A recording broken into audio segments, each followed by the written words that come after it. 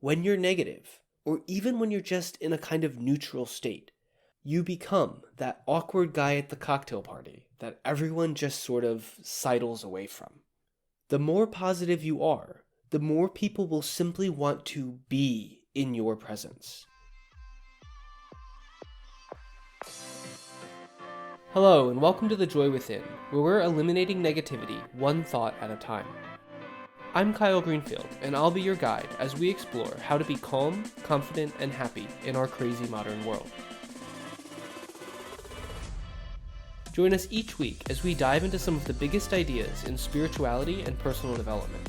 We'll learn what it takes to gain control of your own mind, master your mood, and navigate the many ups and downs along the way. Visit thejoywithin.org to get started so you can become the calm, confident, and happy person you truly deserve to be.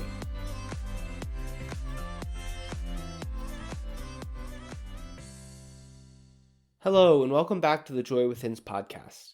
Today, we're continuing to talk about the different costs of negative thinking, and I want to focus on the toll that chronic negativity, even very mild negativity, can have on your relationships, either with your family, your friends, or even your colleagues. This toll can impact everything from your relationship with your most intimate partner to people you barely see or only know in passing. The way I see it, there's really two sides to this cost. The first, to put it bluntly, is that no one wants to be around a negative person. But the second is a bit more nuanced, and it's that negative thoughts can actually prevent you from creating the deep, meaningful bonds that you deserve. I think it's important to note that both of these costs occur on a spectrum.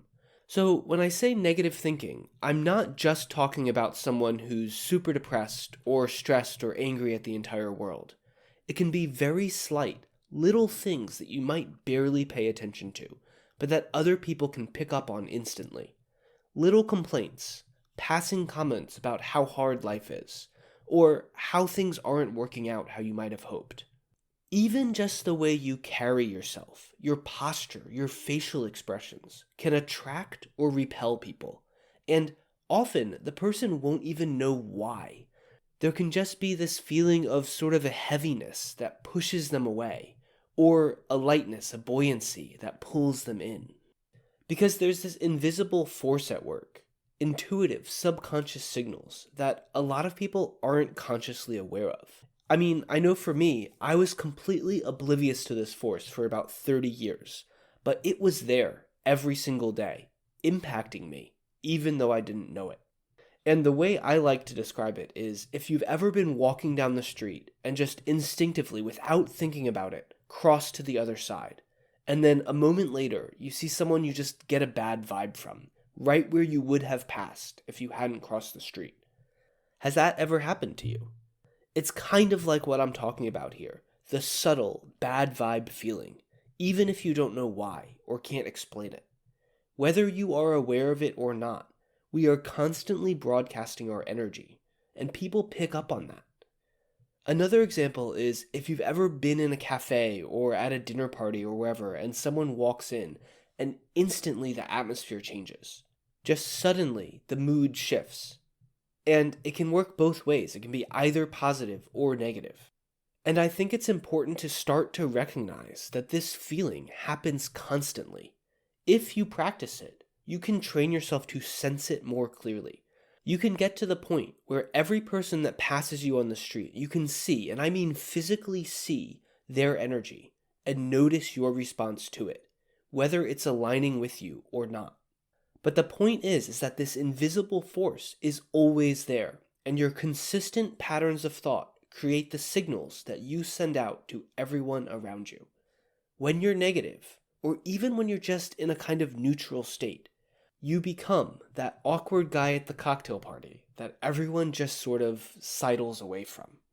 The more positive you are, the more people will simply want to be in your presence. Even though most of the time they won't know why, they won't be able to put their finger on it.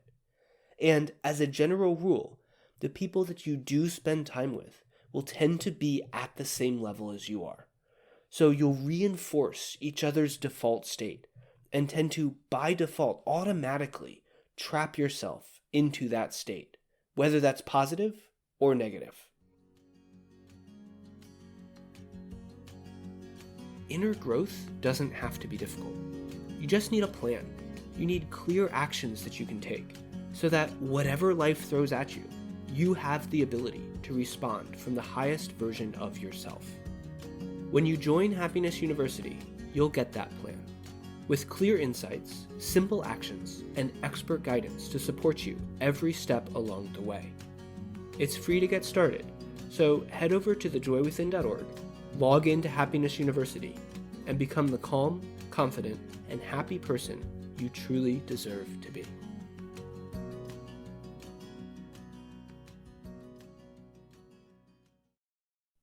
So, on the one level, poor thought habits keep you from developing relationships because people just sort of bounce off of you. You never even have the opportunity to get to know them. In a sense, you don't even know what you're missing out on. And it can happen across the board, impacting potential romantic relationships, personal friendships, and professional connections. But I think the deeper cost centers on relationships that you already do have. And again, it took me a long time to realize this, but for years, I inadvertently cut myself off from having deep, meaningful connections with my friends and my family. Without even realizing it, I was keeping them at arm's length. My thought patterns were blocking the love, the kindness, and the support that they were trying to share with me.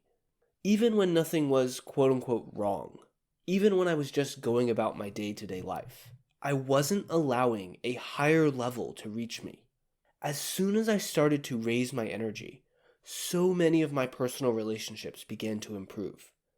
A few of the more negative people in my life gradually just sort of dropped out of the way, and my most important relationships strengthened. Old wounds healed almost overnight, simply because I opened myself to a higher emotional state of being. The way I like to think about it is that the capacity for connection in a relationship has two main inputs, giving and receiving. When you raise your energy, when you choose better feeling thoughts, your capacity for each expands. First, you begin to allow yourself to receive more.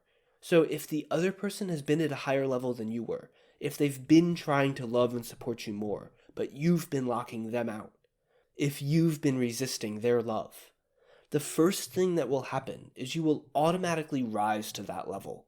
You'll rise effortlessly and usually very, very quickly, and you'll begin to receive at that higher state. This shift expands your capacity even further, so the second part of the shift kicks in. Now you can give more, so you will start to send out more love, more kindness, and more support, because that is what you're emitting, so you will feel more and more of those positive states. And this can create an incredible positive spiral. It's like you spur each other on, giving and receiving more and more, rapidly expanding your connection. But other times, this expansion can come in waves. So you might feel propelled forward and then hit a constraint at a new, higher level until you break through again and make rapid progress for a little while and then hit a new plateau, and so on and so forth. In my experience, that's what happens when the other person was already at a higher state than you were. But even if they're not able to grow and expand with you in that way, if they have their own blocks, which, if we're honest, we all have some blocks, you can still have the experience of strengthening that relationship. Because now you have more compassion, more authentic, loving kindness to send to them. So either way, it is a win-win. But those wins can't happen until you make the decision to raise your own energy and start taking action towards that. You don't have to know how to do it just yet. You don't have to see the whole path that's before you begin. You just have to decide that you're not willing to settle for mediocre relationships. You just have to decide that you really can just sort of step into that better, higher version of yourself. And that when you do, every area of your life will start to improve. Thanks for listening to today's episode. When you're ready to put these ideas to work in your own life, head over to thejoywithin.org and sign up for Happiness University. When you do, you'll have access to all of the tools and strategies you need to eliminate negative thoughts by tuning in to the joy within. You can follow a simple, step-by-step system to become the calm, confident, and happy person you deserve to be. Visit thejoywithin.org to get started today.